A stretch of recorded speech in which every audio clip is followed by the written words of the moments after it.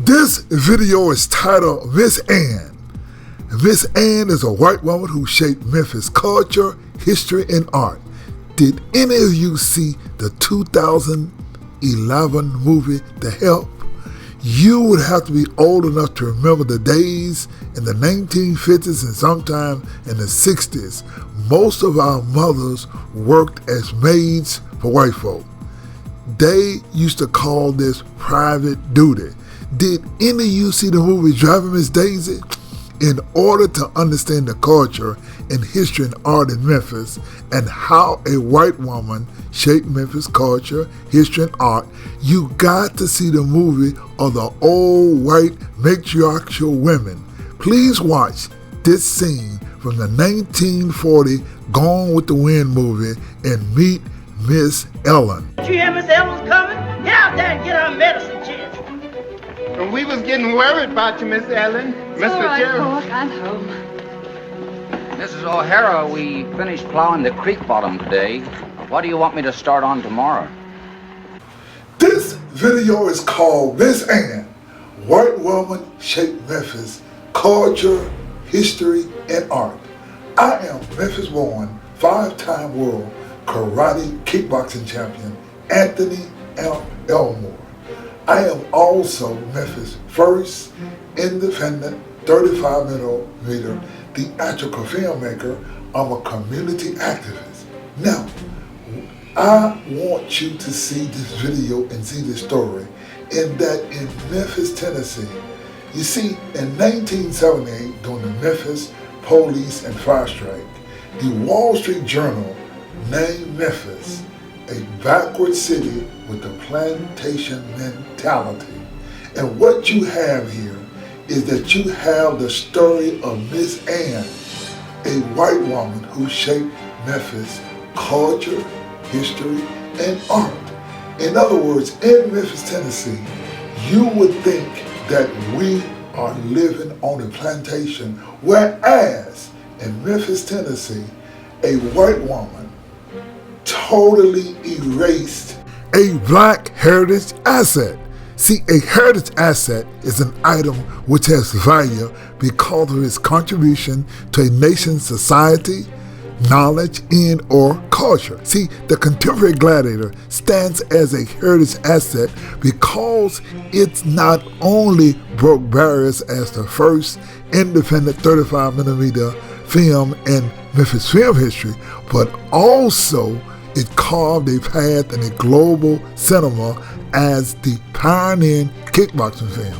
It's a testament to the creative spirit and resilience of the black community in Orange Mound, showing how local artistry can leave a lasting impact on cultural heritage. In Memphis, echoes of a plantation mentality reverberates as no black leader dares to challenge Miss Ann, a figure of authority reminiscent of a matriarch. Within this backward city power dynamic, she handpicks leaders, much like plantation owners opted for their preferred workers. Alonzo Woods, for instance, was chosen for a prime spot in a city with a rich black heritage. Shelby County Mayor Lee Harris and Memphis Mayor Paul Young stand silent. Majority black commissioners and council remains mute, unwilling to question her authority as she shapes history and selects representatives. The narrative is one of power, tradition, and silence, a modern struggle against age-old dynamics of white supremacy. When I built my studio, I built it in a neighborhood that is one of the poorest black neighborhoods in Atlanta, so the young black kids could see that a black man did that and they can do it too. I was trying to help somebody cross. The studio was once a Confederate Army base, and I want you to hear this, which meant that there was Confederate soldiers on that base plotting and planning on how to keep 3.9 million Negroes enslaved. Now that land is owned by one Negro.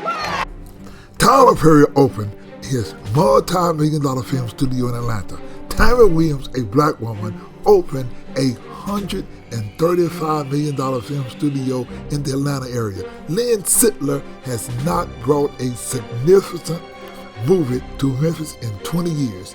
She is at the Collierville Chamber of Commerce, calling herself a deal maker, getting $5 million tax dollars for the failed NBC Bluff City law. Talking about plantation, look at her office in Memphis.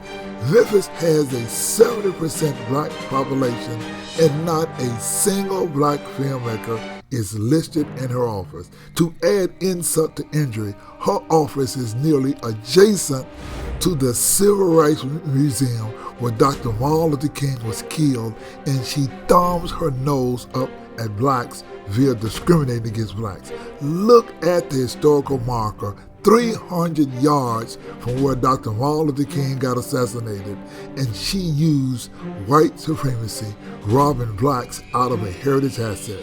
She can do it because why? She is Ms. Ann, a married white woman on a Memphis plantation. Thank goodness for Charlotte Studios just south of Atlanta, where a black man can be Captain America in the Marvel Cinematic Universe, whereas you got an old white woman in Memphis promoting only white films and white filmmakers. There could never be a black Captain America in Memphis, a backward city with a plantation mentality.